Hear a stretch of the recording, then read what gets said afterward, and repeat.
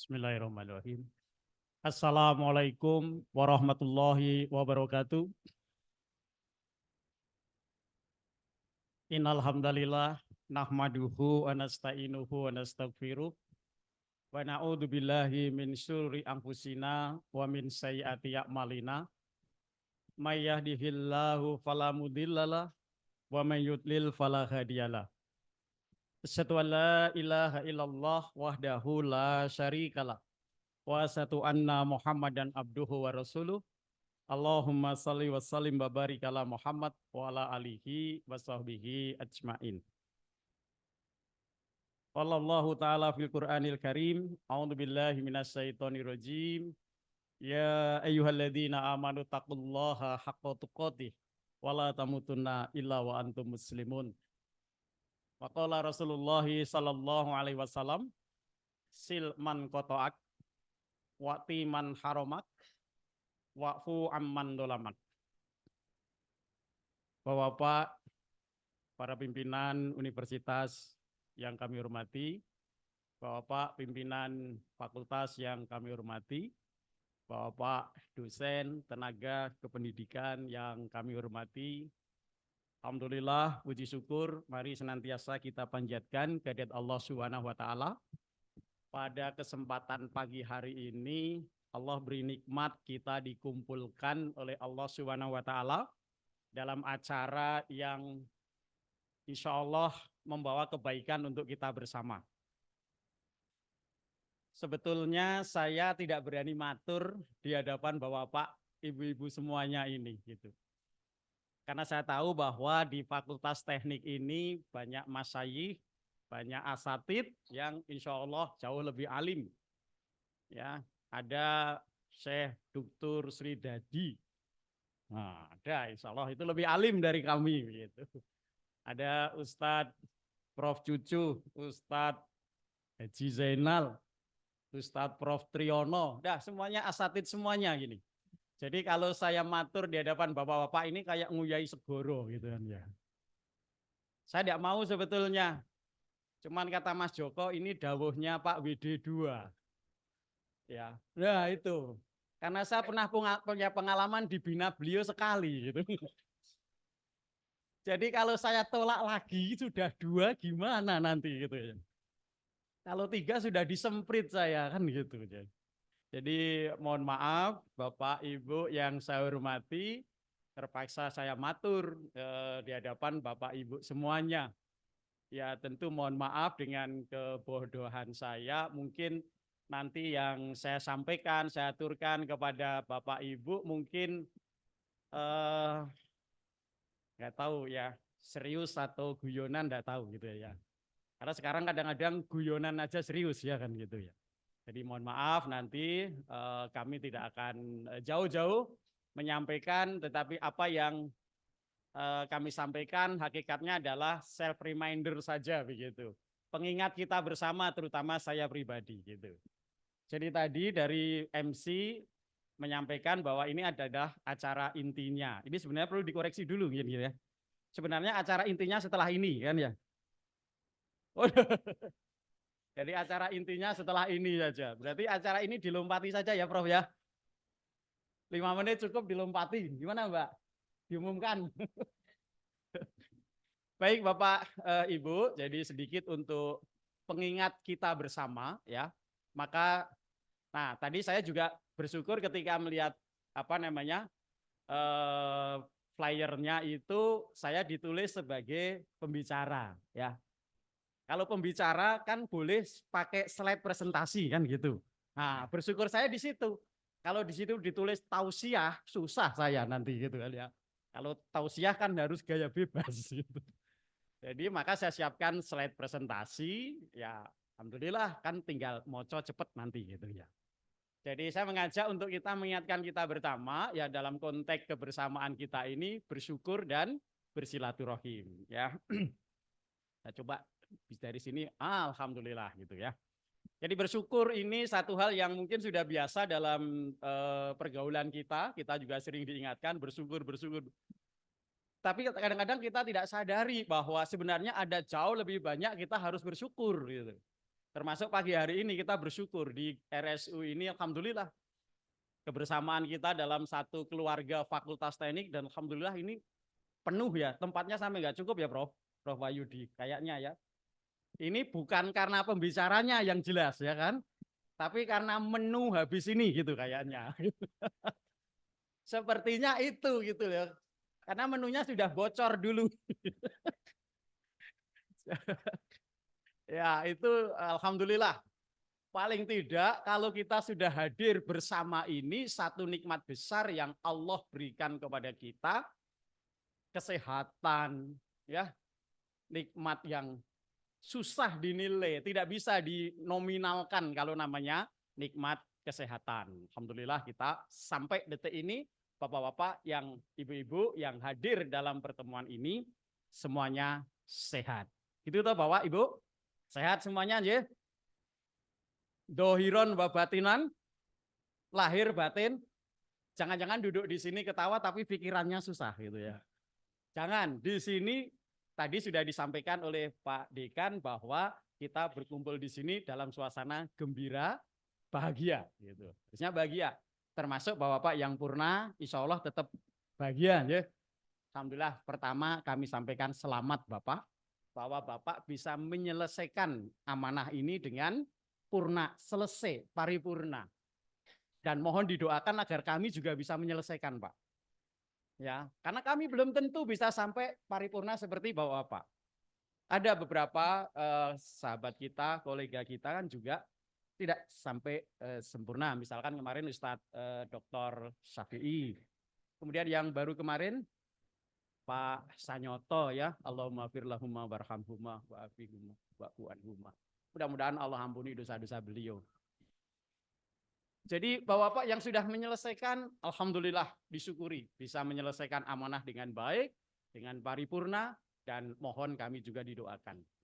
Kemudian yang Prof Eko, Prof Dodi, Bu Rintis, dan Pak Irwan yang akan menunaikan ibadah haji, Mas Salama, mudah-mudahan Allah beri kemudahan, kelancaran, betul-betul dimanfaatkan kesempatan itu untuk menunaikan ibadah kepada Allah. Mendekatkan diri kepada Allah, ikhlaskan bahwa apa yang dilakukan, tenaga yang dikeluarkan, harta yang dikeluarkan betul-betul untuk Allah, lillah, bukan untuk yang lain. Ya, mudah-mudahan betul-betul ikhlas karena Allah Subhanahu wa taala. Kalau bisa ya ini titip saja pesen ya, gadgetnya jangan dipegangi terus gitu. Karena jangan-jangan nanti lupa harusnya mau ibadah tetapi bikin status terus gitu kan ya. Nah ini kan kadang-kadang godaan kita gitu ya. Niatnya awalnya bukan riak ya, awalnya ingin memotivasi. Kalau sekali update status motivasi 2, 3 nanti malah jadi pamer begitu kan ya. Maka mudah-mudahan betul-betul dimanfaatkan untuk ibadah, ikhlas karena Allah. Mudah-mudahan Allah terima hajinya, mudah-mudahan menjadi haji yang mabrur. Haji yang mabrur laisal jaza ilal jannah ya. Haji yang mabrur tidak ada balasan selain jannahnya Allah Subhanahu wa taala. Nah, kembali kepada slide saya ya. Kenapa kita harus bersyukur terus gitu kan ya? Nggak boleh capek bersyukur. Pokoknya apa-apa syukur terus, disyukur gitu. Karena ada satu ketetapan. Ketetapan yang Allah Tuhan semesta alam tetapkan untuk manusia. Nah, ini Bapak sudah hafal semuanya ini. A'udzubillahi minasyaitonirrajim wa ta'adzana rabbuka la in syakartum la azidannakum wa la in kafartum inna adabi lasyadid. Ini ketetapan dari Allah Subhanahu wa taala yang tidak akan berubah sampai hari kiamat gitu ya. Ya, rumusnya begitu. La in syakartum la azidannakum. Kalau kamu bersyukur dengan nikmat yang aku berikan, pasti aku tambah nikmatnya gitu. Betul ini Bapak Ibu, dan kita semuanya mengalami ini. Ya, kalau mau merenungkan, memikirkan, kita semuanya mengalami. Jadi ketika kita membaca hadis Nabi SAW juga misalkan gitu ya, al hasanat bil asri amsaliha, satu hasanat, satu kebaikan dibalas 10 kali lipat. Maka tadi Pak Rizon mengingatkan, dulu 68 tahun berapa Pak? 89. Kami CPNS 97. Alhamdulillah saya masih 97. Pak Absen yang Prof Kun. Oh, Pak Solihin juga 97. Pak Basuki, ya. Pak Purwadi, Pak Heru, Pak Bambang, Pak Joko Triyono. 97 kalau iseng-iseng dilihat SK CPNS-nya Pak ya. Kepada yang bersangkutan diberikan 80% kali 150.200. Dapatnya berapa? 120.160. 97 Pak. Itu pun masuk kerja bulan pertama, begitu pengumuman CPNS kami dikontak oleh almarhum Pak Santoso. Dek, mulai berangkat kerja ya. Ning kowe urung entuk gaji. Ya, kita kerja tapi belum terima gaji. Ya, kalau nggak salah 6 bulan atau 8 bulan gitu. 120.160 rupiah. Kok yo nekat gelem gitu ya gitu kan. Dan disyukuri.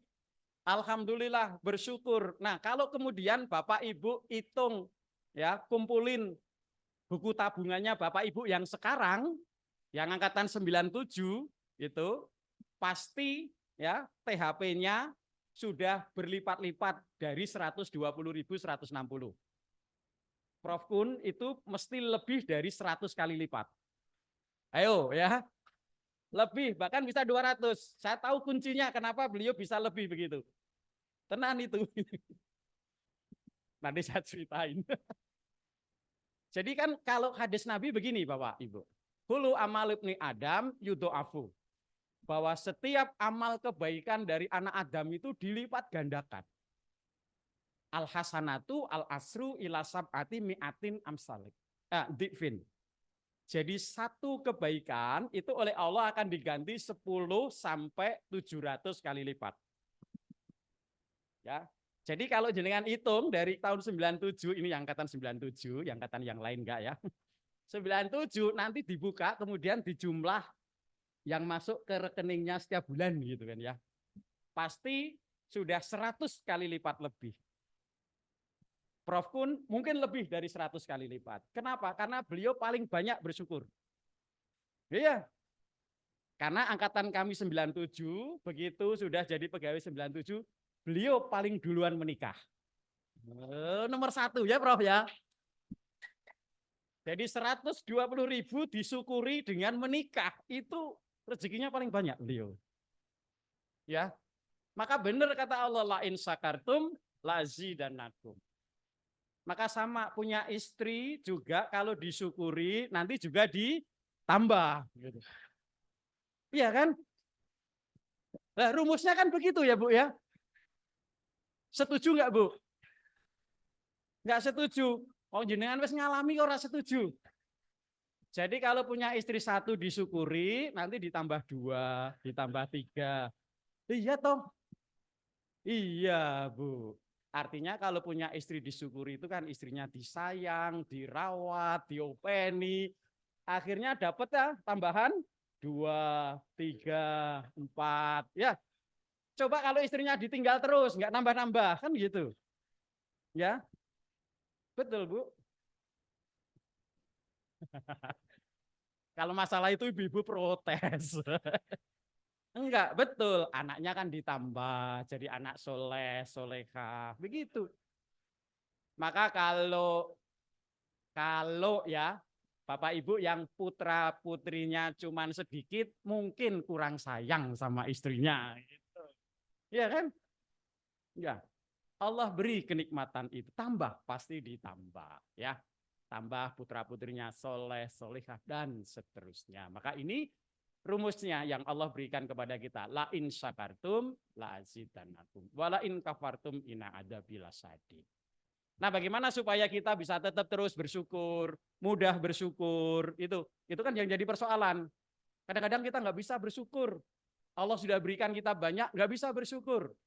Apa yang menjadi problem? Nah, ini ada satu, bukan dari saya ini sebetulnya ungkapannya, tetapi menjadi pelajaran baik untuk kita. Jadi bagaimana supaya kita mudah bersyukur? Ini salah satu solusi yang diberikan ini.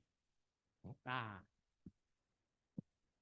Bagaimana agar kita setiap saat bisa bersyukur itu salah satunya adalah kita menyederhanakan keinginan. Itu kita nanti insya Allah akan jadi lebih mudah bersyukur. Contoh misalkan, jadi kalau dapat undangan silaturahim tahunan, misalkan ini hari ini kita dapat undangan silaturahim tahunan. Dari rumah kita cita-citanya nggak tinggi-tinggi sih. Oh nanti silaturahim tahunan, ketemu teman-teman kantor, ketemu Pak Dekan, Pak Wakil Dekan, salam-salaman selesai. Maka begitu datang ke sini ketemu salam-salaman selesai, alhamdulillah sudah tercapai. Begitu dapat datang ke sini, ada kantong biru-biru. Nah, namanya dipanggil, alhamdulillah. Aduh, saya tadi salah Pak Widi. Saya tadi datangnya bareng Prof Dodi, jadi nggak absen, nggak dapat saya. Nah, mestinya tadi absen dulu ya Prof Dodi, dapat. Ya, jadi cita-citanya cuma ketemu salaman, ternyata dapat door prize itu. Maka bersyukur ya, tambah ada roti sama sosis, tambah begitu. Nikmat lagi. Sebentar lagi di belakang ada apa? Wow, syukur gitu. Coba kalau kita dari rumah cita-citanya tinggi, wah ini Pak Wahyudi ngundang untuk silaturahim tahunan. Ini biasanya tengkleng, ya, misalkan begitu. Dari rumah sudah cita-cita tengkleng nih, wis rasa sarapan. Gitu kan ya. Wis sarapan itu kan ya. Bareng tekan kene dinteni ora teko-teko. Metune mung roti ro kacang. Mesti habis itu pimpinan fakultas digrenengi. Oh, malah dosa kan gitu. Jadi menyederhanakan keinginan itu bisa menjadikan kita jauh lebih mudah bersyukur begitu ya. Termasuk juga dalam keluarga kita Bapak Ibu ya. Dalam kita berumah tangga itu juga kalau menyederhanakan keinginan itu juga menjadi lebih mudah bersyukur. Contoh ini biasanya bapak-bapak. Bapak-bapak itu biasanya setelah menikah itu pikirannya kalau misalkan habis kerja capek pulang gitu, cita-citanya itu pengennya wah istri saya sudah menyambut di depan pintu. Wes dandan rapi, ayu, wangi, kan begitu. Ya kan? Sudah nyiapkan teh atau kopi, sudah nyiapkan pisang goreng. Begitu kan cita-citanya bapak-bapak, begitu. Kalau kemudian dalam pikiran kita cita-citanya itu begitu kita pulang ke rumah, waduh istri saya dus we durung. Nah, ya kan itu mestinya jadi rada anyel kan gitu. Padahal nggak boleh itu saling anyel antar suami istri kan begitu. Tapi coba kalau kita sederhanakan ya. Saya kutipkan ada seorang kiai ya. Mungkin Bapak Ibu juga ketemu apa TikToknya beliau begitu kan ya. Ada seorang kiai cita-citanya itu ora dhuwur-dhuwur begitu. Dia nyampaikan kepada murid-muridnya, saya itu cita-cita saya, keinginan saya terhadap istri saya itu ora tinggi-tinggi. Aku ora pengen diladeni iki, ora pengen diladeni itu ora. Cita-citaku kuwi pokoknya yang aku mulih ngomah bojoku isih urip. Betul Pak. Itu cita-citanya itu begitu. Maka begitu beliau setelah selesai ngisi pengajian, pulang ke rumah, Assalamualaikum, iseno jawaban, Waalaikumsalam, Alhamdulillah. Ini cukup. Ya, kan lebih mudah bersyukur itu. Ya, dibanding kita mikir, waduh, aku pengen mulai cita-cita wis cepempak kopi, cepempak teh enek gitu. Maka bersederhana. Nah, ketika kemudian cita-citanya bahwa istri saya masih hidup, ternyata kemudian disambut istrinya sudah berpakaian rapi, nyaman. Nah, begitu disiapkan kopi, itu tambahan-tambahan. Maka lebih banyak bersyukurnya. Maka menyederhanakan keinginan itu salah satu cara membantu kita bersyukur dalam segala hal, dalam kehidupan kita. Insya Allah menyederhanakan keinginan menjadikan kita lebih mudah bersyukur. Nah, Bapak Ibu, tadi sudah saya sampaikan bahwa bersyukur itu terus. Jangan nunggu kita dapat nikmat banyak, bersyukur. Enggak. Terus terang Bapak Ibu, kita ini dalam hidup ini berpacu dengan waktu. Ya. Seperti tadi, kita bergaul lama ini dengan Pak Rizon, Bapak-bapak yang lain. Tahu-tahu sudah dapat kabar masuk purna. Itu kita berpacu dengan waktu, ya. Maka ada ini, bersyukur jangan ditunda. Ya udah. Setiap saat, setiap waktu, setiap kesempatan kita, itu bersyukur terus gitu loh. Bahwa Allah beri nikmat kita kesehatan, kehidupan, Allah beri nikmat kita pekerjaan, Allah beri nikmat kita lingkungan kerja yang baik di fakultas teknik, di prodinya masing-masing. Ayo syukuri, mari ya. Kenapa? Nah, karena ada ini Bapak Ibu. Tadi rodok kuliah. Karena saya dengan hadapan bahwa Pak Guru Besar ya sedikit-sedikit dikasih ilmiahnya sedikitnya. Ini ilmunya Prof. Wahyudi ya, desain produk. Bahwa setiap produk itu akan memiliki siklus hidup, ya kan? Siklus hidup. Yang garis bawah itu waktu, yang garis atas itu sales penjualan, gitu kan? Jadi mulai produk itu didesain, didevelop, kemudian sampai di introduction, ya, dikenalkan produk itu di pasar, maka kemudian diterima, maka akan naik sampai mature, ya, sampai produknya itu wis koyok kacang laris terus begitu. Tapi ketahuilah bahwa itu tidak selamanya. Ada peaks-nya, kemudian akan turun produk itu, gitu. Jadi produk itu nggak akan selama. Dan kita lihat semua yang ada di sekeliling kita, produk itu pasti akan mengalami siklus yang seperti ini. Ya. Nah pertanyaannya Bapak Ibu berikutnya, kita ini produk apa bukan? Bapak-bapak, ibu-ibu ini produk atau bukan? Ayo. Kadang-kadang kita nggak mau kan mikir gitu, apa dia itu naik terus nggak turun kok gitu loh. Produk atau bukan kita? Produk itu kan ciptaan, ya kan? Kalau di dalam bahasa Arab namanya kholako, mencipta. Fa'ilnya, penciptanya adalah kholik, kan begitu. Yang diciptakan makhluk. Ya, jadi kurang lebih Bapak Ibu kita itu equalnya begini. Nah, sama ya. Ini juga dari human life cycle ya. Sumbu vertikalnya adalah growth pertumbuhan kita.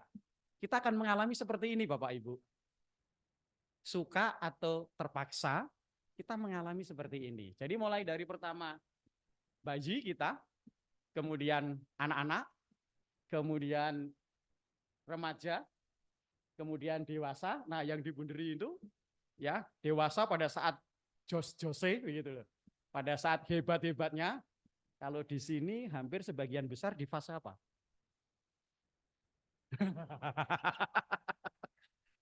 Bapak itu kita lihat potret kita itu kita ada di fase apa ini? Ya kan? Wah, kalau yang dibunderi itu mungkin kalau saya boleh memberi contoh Bapak Ibu, karena ada di sini ini kalau di teknik mesin ada namanya Mas Adit. Ya. Nah, Mas Adit datang nggak Mas Adit? Ya Pak Dekan ya. 1 tahun publikasi 60 paper gitu ya. Ya, itu Mas Adit itu ya masih mau naik muncak gitu loh. Nah, kalau Bapak Ibu yang hadir di sini sebagian besar ini ya Bapak Ibu kayaknya kalau sadar. Tapi kadang-kadang kita kurang menyadari. Tetapi suka atau tidak suka, kita akan memasuki proses ini Bapak Ibu. Ya, makanya bersyukurnya jangan nunda nanti. Ayo sekarang yang Allah beri karunia kepada kita, syukuri karena mau tidak mau kita mengikuti fase ini. Bahwa ada satu saat di mana kita nanti akan melewati peaks kemampuan kita, ya. Jadi kira-kira kalau yang dibunderi itu di usia berapa ya? Ada beberapa reference ya, paper. Ini ilmiah, ada makanya ada referensinya papernya begitu. Ada yang menyebut dia di maksimal 55 gitu. Makanya dulu ada pensiun 55 kan begitu, karena ada di peaknya 55. Tetapi di sebagian paper menulis 65. Nggak banyak sampai 65. Berarti yang pensiun 65 itu ya wis pas gitu. Kalau profesor yang 65 ke atas itu artinya sebenarnya sudah nyun sewu. Tetapi kemudian ditambahi lagi, didoping lagi supaya naik lagi, kan begitu. Jadi beberapa paper kaitannya sama human life ini 65 yang saya lihat umur yang katakanlah sudah mulai turun itu 65. Tapi di Indonesia, alhamdulillah orang Indonesia kan kuat-kuat, hebat-hebat. Maka para profesor didorong lagi, saya sampai 78 ya Prof ya.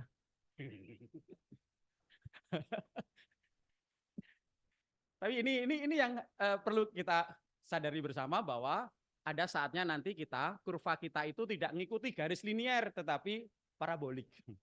Ada peaks-nya, kemudian kita akan turun. Nah, kira-kira ya kayak gini ini ya.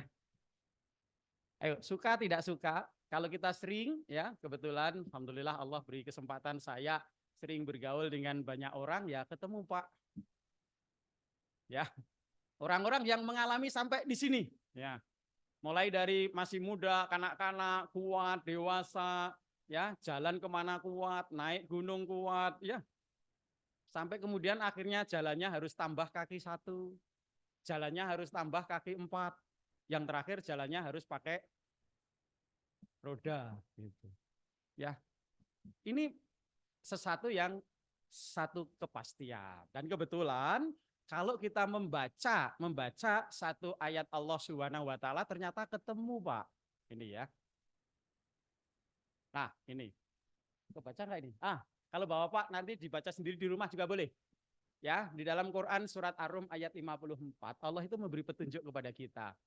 A'udzubillahi minasyaitonirrajim. Allahul ladzi ja'alakum min dhofin. Allah lah yang menjadikan kamu itu berangkat dari keadaan lemah. Summa ja'ala min ba'di dhofin kuwatan. Ya, dari bayi yang udah bayi itu mau diapa-apain nggak bisa ngelawan kok. Lemah gitu.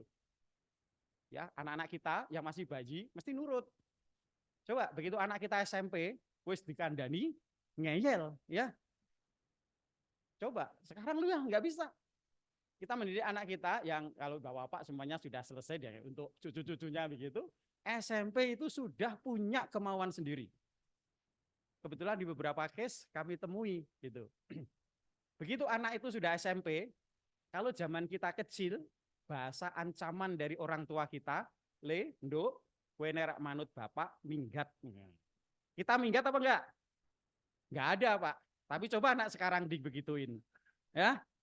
Kowe manut bapak minggat sesuk minggat tenan. Kan begitu. Ya. Maka Allah jadikan kita dari lemah, kemudian sumaja'ala mim ba'di dhofin dhofan. Sampai kemudian kita settle kuat. Tenaganya kuat, maisahnya atau pekerjaannya punya pekerjaan sendiri. Kuat kokoh sehingga secara tenaga kuat, secara ekonomi kuat. Nah, ini biasanya ada yang merefer di sampai 40 tahun ya. 25 sampai 40 tahun. Kadang-kadang sampai 50 tahun. Tapi 50 tahun itu duitnya kuat tapi tenaganya sudah turun ya. Biasanya idealnya ya sampai 40 tahun lah. Makanya dulu definisi remaja atau pemuda itu kan sampai 40 tahun kan gitu. Meskipun sekarang direvisi jadi 30 tahun gitu. Tetapi ketahuilah bahwa setelah kita kuat tidak selamanya berada kuat ya. Sumaja alami mbak dikuatin dokfan wasaibah. Kemudian setelah dari kuat maka kita akan dijadikan lemah lagi dan beruban. Nah, dulu benar uban itu tanda bahwa kita sudah melewati masa yang lama, tapi sekarang kayaknya enggak ya, Pak. Uban itu sekarang tanda kita mikirnya tenanan gitu aja gitu ya. Karena biasanya yang banyak uban kan para pejabat ya. Mikirnya serius tenanan begitu ya. Saya juga perhatikan dulu saya juga jarang ubannya, tapi setelah jadi kaprodi ubannya banyak gitu. Pak Triyono juga Prof Triyono hadir enggak ini gitu. Dulu itu rambutnya hitam semua, tapi begitu kaprodi kayaknya terus kemudian jadi berubah gitu. Jadi mungkin perlu dipertimbangkan. Ya. Ini memang siklus hidup kita dan kemudian memang oleh Sang Pencipta Allah buat seperti itu. Makanya bersyukur. Ya. Ini jadi kita sadari bahwa fase hidup kita begitu. Mulai dari lemah nanti naik kuat, nanti kan ada lemah lagi. Nah, yang mengiringi ya, ini di berikutnya kuliah lagi ini ya. Nah, ini kuliah lagi ya. Bell curve. Nah, ini kuliah yang ambil mata kuliah di mesin teknik pemeliharaan. Nah, ya kuliah teknik pemeliharaan. Kalau kuliah di lain nggak ada gitu ya. Kurva bak mandi. Ada istilah memang ini di ilmiah kebetulan mesin yang ngajar saya Pak Lulus sama siapa lagi ya? Pak Ibowo kayaknya. Jadi ada ini dan resmi ada.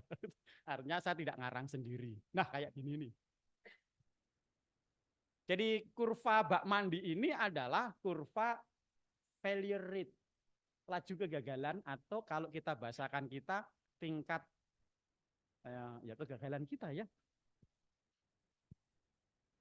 Jadi ngikut, memang alat-alat atau mesin sekarang ada yang deviasi dari kurva ini. Jadi pada awal-awalnya ya kegagalan itu yang tinggi atau infant mortality, kegagalan prematur itu ketika mesin ini ya salah desain, salah di manufaktur, defect, ada cacat, materialnya cacat gitu. Jadi ketika kita beli mesin pertama itu kan ya, itu potensi untuk failure-nya tinggi gitu. Nah, kalau dibawa di gambar itu ketika kita punya bayi. Nah, bayi itu kan reveal gitu, openane gitu. Tingkat failure-nya, tingkat kegagalannya tinggi, tingkat kematian, sakit dan seterusnya. Bapak Ibu bisa refresh memorinya ketika punya anak bayi gitu kan, bolak-balik di rumah sakit, loro, wae dan seterusnya begitu. Maka nanti dengan berjalannya waktu, maka failure rate-nya akan turun gitu. Sampai kemudian settle constant failure rate-nya gitu. Jadi nek sudah di masa tadi remaja, dewasa itu lorone paling masuk angin gitu kan ya. Keroan, rampung, mari gitu kan ya gitu. Gitu. Sampai nanti kemudian ya di menjelang end of life. Maka di situ failure rate-nya naik lagi. Ya. Tingkat kegagalannya naik lagi. Paling tidak mau tidak mau sunatullah yang tidak bisa kita hindari itu, wear out itu. Kalau contoh komponen itu biring misalkan. Biring itu mau dipakai terus nanti tetap saja dia akan mengalami satu penyakit haus. Nah, kita bisa coba cek sambungan-sambungan kita ya. Contoh misalkan lutut kita, itu kan ya. DMB ini aku badminton 5 set, ya Prof Jainal. Saya dijak badminton pamit Pak, gitu loh. Milih yang lain gitu, karena wes ya dan seterusnya. DMB itu aku lari, melayu, ngubengi lapangan ping 5, ping 6, tapi sekarang enggak gitu. Kenapa? Ya karena dipakai lama, maka sudah masa pakainya memang menjelang habis gitu. Dan ketika masa pakai menjelang habis itu, nah gitu kan ya, di itu ya di atas 65 lah gitu kan ya. Karena kan rata-rata umur harapan hidup orang Indonesia itu 60-an berapa begitu kan ya. Nah di atas 65 itu sudah mulailah berbagai macam penyakit muncul. Nah kita bersyukur Fakultas Teknik kemarin diselenggarakan medical check up. Bapak-bapak, ibu-ibu yang belum silahkan. Masih ada jadwalnya toh Prof ya? Masih, jadi silahkan dicek untuk kita kenali, nggak usah takut ya. Nggak usah khawatir, nggak usah takut, lihat rapotnya masing-masing gitu, nggak usah takut. Nah, nanti berdoa saja mudah-mudahan bintangnya jangan banyak ya. Kalau biasanya orang nyari bintang, kalau membaca hasil medical check up, kalau bisa jangan banyak-banyak bintangnya ya. Kenapa? Kalau banyak bintangnya misalkan asam urat bintang, gula darah bintang, kolesterol bintang. Kalau bintangnya banyak pun jangan kemudian sedih, susah, jangan Pak ya. Ya, insya Allah solusinya ada. Ya, kalau bintangnya banyak, solusinya apa? Silaturahim. Ya, betul. Solusinya silaturahim. Silaturahim dengan dokter dan apotek. Iya toh. Iya. Dan jangan mau silaturahim ke Pak Dekan. Oh, nanti paling oh yo podo. Nanti kira-kira begitu kan ya. Banyak-banyakan bintang nanti ya podo aku ya oke gitu loh. Ya. Nah, nanti termasuk salah satu manfaat silaturahim itu kan gitu ya.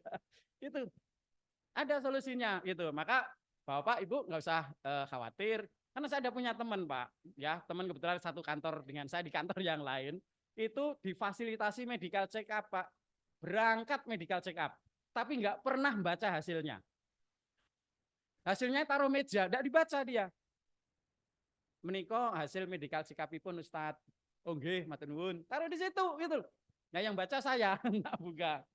Jadi kan bintangnya 3 Ustadz, memang gitu kan gitu. Ya, tapi dia nggak mau baca, oh, udah biar aja. Ya, ya enggak apa-apa. Tapi kan kita nggak begitu, Pak. Kita kalau Prof Jainal itu, Prof Jainal dokter dulu ya, gitu ya. Nah, itu memberi nasihat kepada kami, penyakit itu jangan kamu lawan, gitu loh. Artinya kalau sudah teridentifikasi, misal kita, oh gula darah saya, misalkan ini kan puasa ya, gula darah puasa saya 400. Ya, kemudian terus makannya nekat gitu, enggak, jangan gitu loh. Kita mulai membuat, kalau di dalam bahasa kuliah teknik pemeliharaan, bahasa kuliah saya teknik perawatan, ini digunakan untuk menentukan manajemen maintenance-nya gitu. Manajemen perbaikannya, kebijakan perbaikannya. Ya. Oh, kalau begitu makanya ini diatur. Oh, kalau kue apa namanya? Asam uratmu rolas. Kowe ya aja nekat emping. Nek disuguhi iki yo engko sik sabar sik, begitu loh. Bersyukur masih hidup kan begitu kan ya. Itu Pak. Jadi ini bukan tidak ada manfaatnya tetapi menjadi cara untuk kita menentukan strategi maintenance diri kita, memperbaiki kita gitu kan ya. Dengan mengetahui itu jangan kemudian malah wes aku rasa medical check up daripada ngerti penyakitku, enggak, jangan.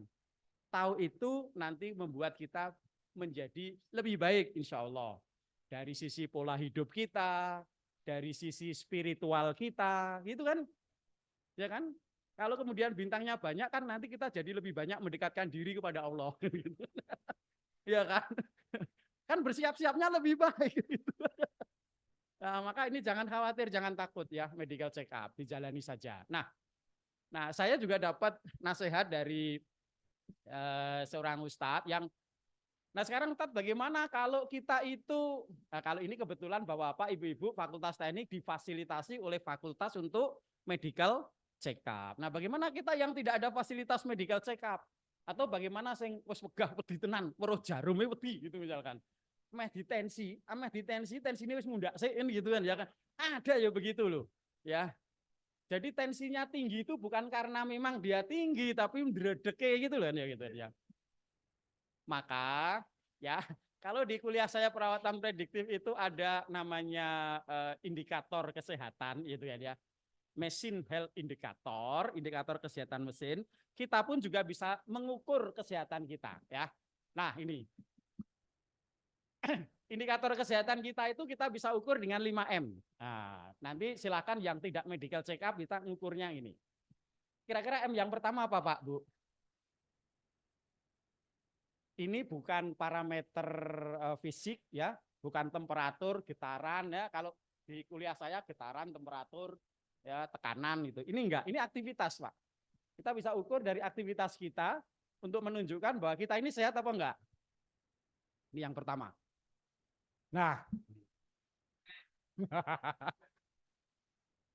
jadi Bapak Ibu kalau habis ini makannya masih nyaman, masih sehat, berarti sehat. Makannya masih kuat, apa-apa saya gelem, itu sehat. Tapi disclaimer saya, ini bagi orang yang pikirannya normal ya. Pikirannya nggak dibalik begitu ya. Ini disclaimer saya. Kalau nanti pikirannya dibalik, silakan saya gitu kan ya. Artinya begini misalkan, jari nek mangan apa-apa gelem gue sehat. Lagi apa-apa tak pangan aku malah loro lah. Kowe gula darahmu tinggi nekat tok gitu kan ya.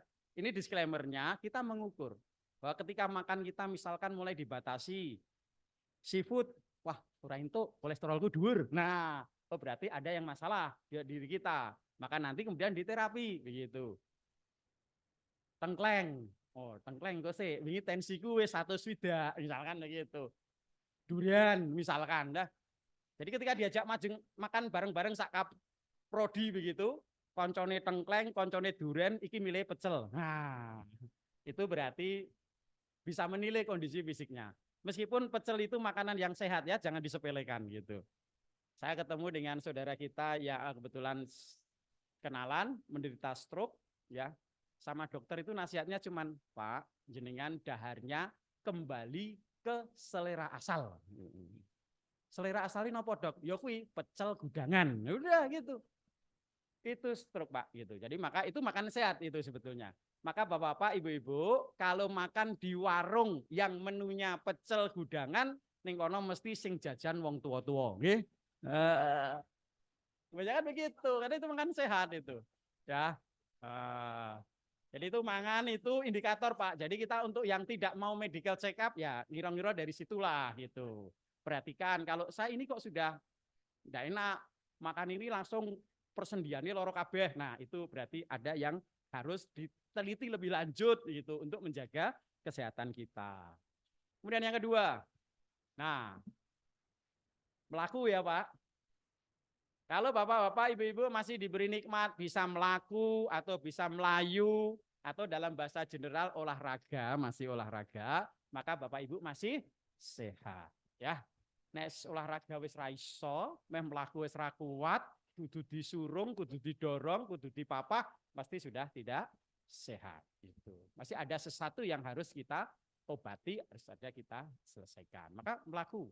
Maka yang belum ya kena ujian sakit, ayo melaku, melayu, nyepeda, badminton, tenis ya Pak Jainal. Nah, saya promosikan tenis mesin, ini gitu. Sipil, sepeda masih ya sepedaan ya. Oh sepedanya yang masih.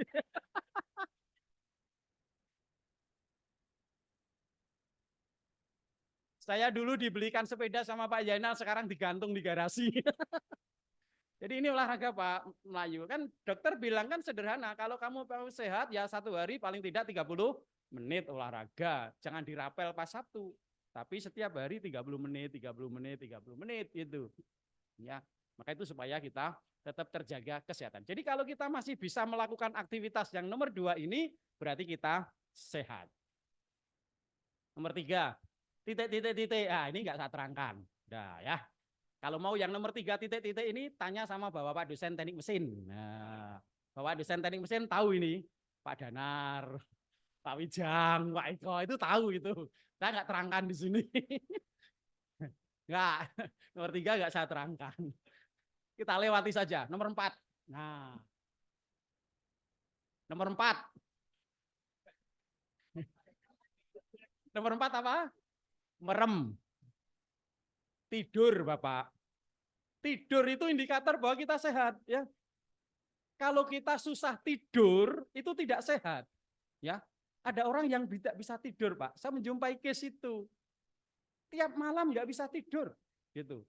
Ya, itu nggak sehat. Mesti dia harus ke dokter, gitu ya. Tapi kalau bapak-bapak, terutama yang saya tahu ya, bapak-bapak teknik mesin itu sehat betul dalam klasifikasi ini ya. Mana gampang tidur bapak teknik mesin itu ya. Jangankan melihat kasur, di kursi aja bisa tidur. Ini sehat, ya Pak Samsul. Oh, mana ngaji ustadz semangat ini tidur. Itu sehat. Ya, merem sehat gitu. Nah. Yang kelima Bapak, karena waktunya mau habis. Mesem. Ya. Kalau kita masih bisa mesem, insya Allah masih sehat. Senyum itu dalam bahasa hadis itu kan sedekah yang apa? Kita mau sedekah pakai duit nggak bisa. Kita mau sedekah pakai tenaga nggak bisa. Ya, zikir nggak bisa. Maka Nabi ingatkan, ketahuilah tabassumuka fi wajhi akika sodakoh. Itu. Senyummu di hadapan saudaramu itu sedekah.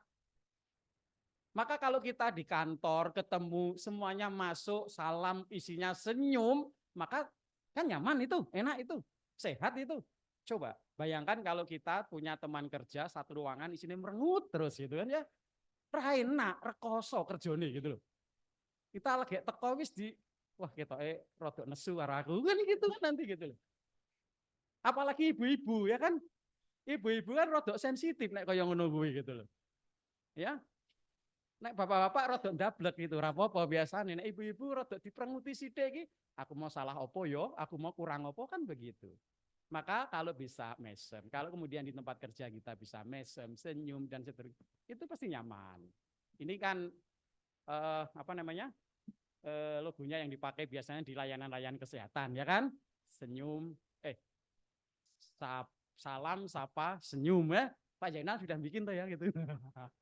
Nah ini, jadi ini bisa kita gunakan untuk ngecek kita ini sehat apa enggak, kita ini masih fit apa enggak, dari sini kan begitu ya. Nah insya Allah Kalau kemudian yang ilmiah, ya medical check up ke rumah sakit. Nah begitu. Masih ada nggak ya slide-nya? Lupa saya. Oh tadi baru syukur, sekarang silaturahim. Waduh nggak nyandak ini. Ya ada baik Salumpati agak cepet aja.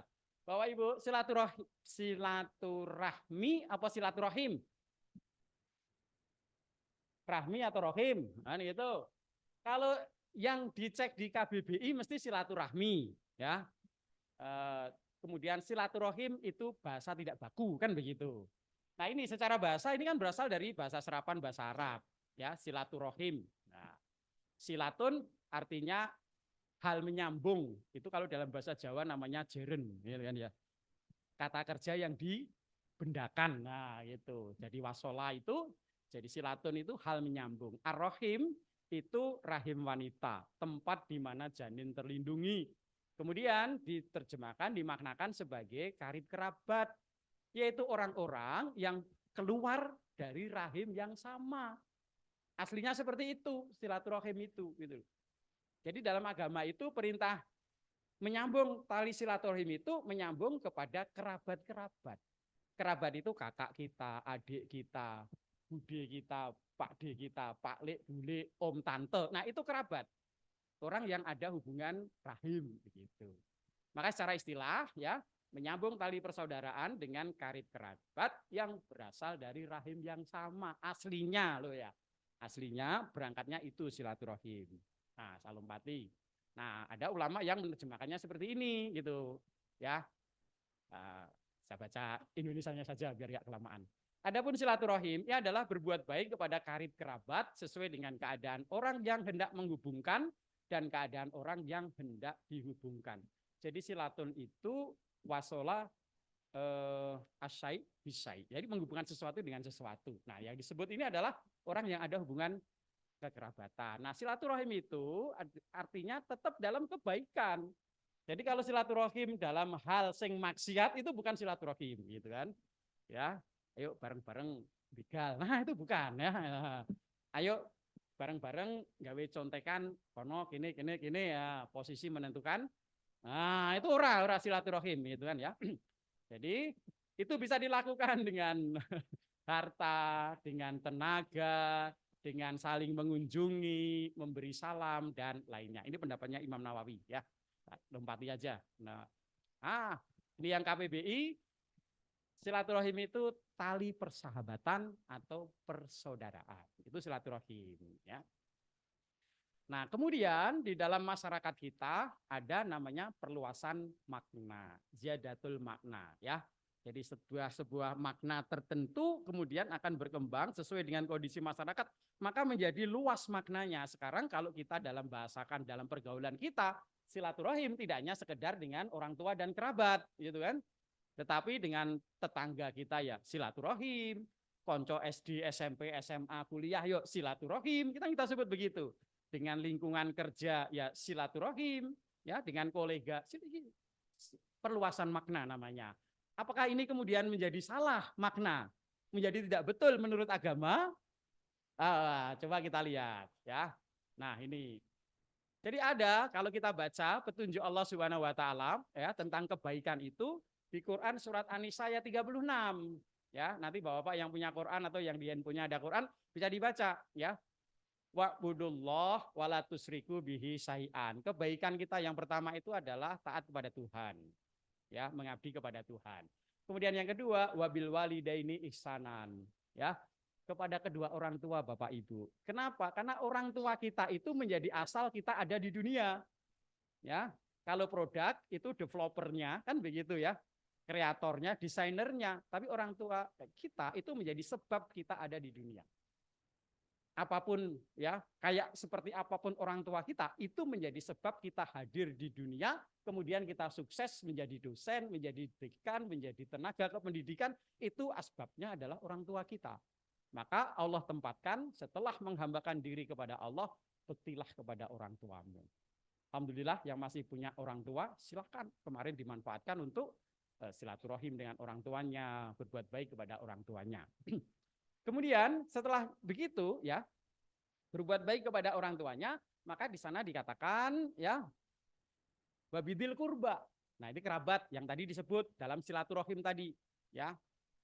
Wal masakin, ya, orang-orang miskin, atau sebelumnya wal yatama, wal masakin, anak-anak yatim, orang-orang miskin, orang-orang yang kurang beruntung, ya. Wal jaridil kurba, wal jaril junubi. Nah, kebaikan harus kita lakukan juga kepada tetangga kita, tetangga yang jauh. Nah, kemudian yang saya kasih warna hijau itu, wasohibi bil jambi. Nah, kenapa ada juga perintah Allah Subhanahu wa taala, dan berbuat baiklah kamu kepada teman sejawat, kolega, teman kerja, ya. Ternyata ada Pak perintah Allahnya. Maka kemudian silaturahim itu betul kalau kemudian mengalami perluasan makna, sambung kebaikan-kebaikan dengan termasuk yang kita lakukan pada hari ini dengan teman-teman kerja, dengan pimpinan universitas, pimpinan fakultas, dengan tenaga kependidikan, dengan dosen, dan seterusnya. Maka itu menjadi betul, ya. Nah, manfaat silaturahim paling tidak ada 1, 2, 3, 4. Oh, 4. Nah, ini berdasarkan kabar yang disampaikan oleh Rasulullah SAW. Ya, manfaat silaturahim pertama melapangkan rizki. Banyak jalan-jalan rizki yang kita peroleh dari silaturahim. Ya, misalkan saya ke Semarang ke Ampel, mampir ke rumahnya Prof Jainal. Kebetulan Prof Jainal sedang panen durian. Nah, durian beliau banyak, Pak, gitu. Mesti saya ke sana mesti saya dibawain pulang, Pak. Di rumahnya Prof Wahyudi, belum tahu toh. Oh, beliau punya tanaman durian banyak, Pak, gitu di sana. Gitu. Atau misalkan saya ke teman-teman teknik sipil, saya ngobrol-ngobrol, Pak, saya sekarang ngurus PBG susah ini, ya, ketemu sama Pak Titis, Pak, ngurus PBG sekarang susah, Pak. Lah ngapa? Bikin rumah 2 lantai aja saya suruh bikin hitungan struktur, gitu. Ya orang mesin mana bisa bikin hitungan struktur, ya kan? Nah, Pak Titis kan gampang, tak hitung ke, kan gitu kan ya. Bisa jalan seperti itu dari silaturahim. Melapangkan rezeki, memperpanjang umur. Betul ya? Silaturahim memperpanjang umur ya. Misalkan tadi Bapak bintang-bintangnya banyak tadi ya. Hasil medical check up bintangnya banyak ya, silaturahim. Aku kok ini pengalaman, kowe ronono. Nah, gitu kan ya. Ada banyak ya. Satu, memperpanjang umur. Kemudian yang ketiga, nah ini yang Bapak Ibu kita sama.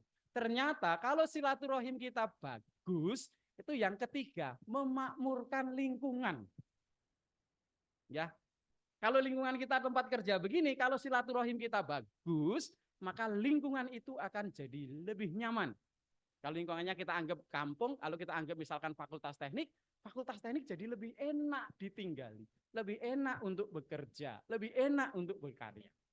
Kalau Bapak Ibu sempitkan di prodi, kalau di prodi itu dosennya rukun-rukun, ya kan gitu ya, ratau padu, Pak Kaprodi ya enak, akreditasi, apa istilahnya apa Pak Eko? Bagian-bagiannya apa? Standar 1 Pak Pur. Nah, kalau silaturahimnya bagus kan Pak Pur tinggal jawab siap gitu kan ya. Orang ono sing jawab moh, ngono kan ya enak itu. Karena silaturahimnya bagus gitu. Maka lingkungan kerjanya juga enak, akreditasi lancar, dijak pertemuan, ayo nggarap LED gitu kan ya. Siap mangkat gitu kan ya. Orang kalau silaturahminya tidak lancar kan jadi susah. Mas BKD ku kurangi, misalkan begitu kan. Akhir silaturahminya bagus, kowe kurangi apa? Pengabdian. Yuk melu pengabdian ini Pak Jainal. Ya, beres gitu. Kalau silaturahimnya bagus. Kalau silaturahminya anyel-anyelan, ben karepmu kono. Kan seperti itu nanti. Nah, kemudian yang secara spiritual dijauhkan dari siksa dunia dan akhirat. Nah, ini karena waktu sudah waktunya lewat. Nah, ini sebenarnya saya kasihkan di sini, Pak. Artinya saya ada rujukannya, tidak ngarang sendiri ya, bukan hasil karya saya, itu hanya kabar saja yang diberitahukan kepada kita. Nah, ini yang perlu saya sampaikan Bapak Ibu, yang kadang-kadang kita kurang. Sebenarnya silaturahim atau silaturahmi yang utama itu yang kayak apa? Apakah seperti kita ini yang paling utama, kumpul bareng, terus enek sing ceramah, terus makan? Atau bagaimana? Gitu kan ya. Kadang-kadang kita mikir tuh, silaturahmi yang paling utama itu yang seperti apa? Nah, ada petunjuknya begini, Pak. Ya, laisal wasilu bil mukafi'i. Bukan disebut silaturahmi bermakna membalas kebaikan. Jenengan jujur, jenengan dolani wong sing disenengi apa sing ora disenengi. Jenengan sambung silaturahmi ataupun kalau lebaran begini sowan silaturahim itu kepada yang berbuat baik kepada jenengan atau kepada yang ratau berbuat baik kepada jenengan. Ayo, mesti biasanya kan kepada yang berbuat baik, ya. Tetapi kata Nabi tidak begitu. Yang disebut menyambung persaudaraan itu bukanlah seorang yang membalas hubungan baik, tetapi menyambung persaudaraan itu adalah jika ada orang yang memutus persaudaraan, maka kita nyambung. Abot apa abot? Kita memberi kepada orang yang senang memberi kita apa yang tidak pernah memberi? Yang biasanya memberi kita, ya. Kita wae dhewe naik dolane ning Pak Jainal.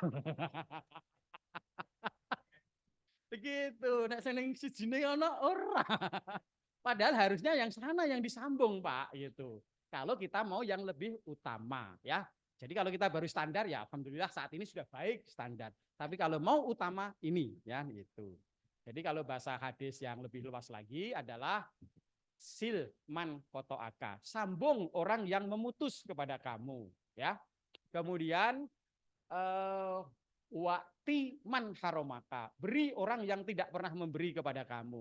Wa'fu man aman dolamaka, maafkan orang yang menyakiti, mendolimi kamu. Itu kalau kita mau ambil keutamaan, ya.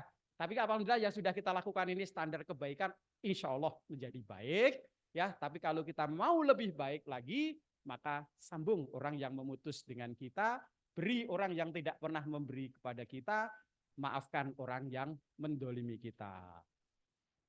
Alhamdulillah sudah selesai. Baik, saya kira itu Bapak Ibu, mudah-mudahan apa yang kita lakukan membawa manfaat, ya.